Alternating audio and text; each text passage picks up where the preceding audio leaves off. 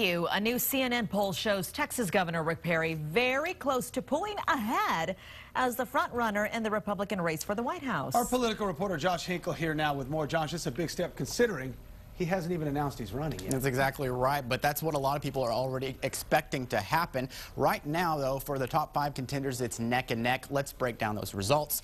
Tea Party darling Michelle Bachmann, the congresswoman from Minnesota, is trailing the others by barely at 12%. And then you have both people who have their yet at 13%. That's former Alaska Governor Sarah Palin and former New York City Mayor Rudy Giuliani.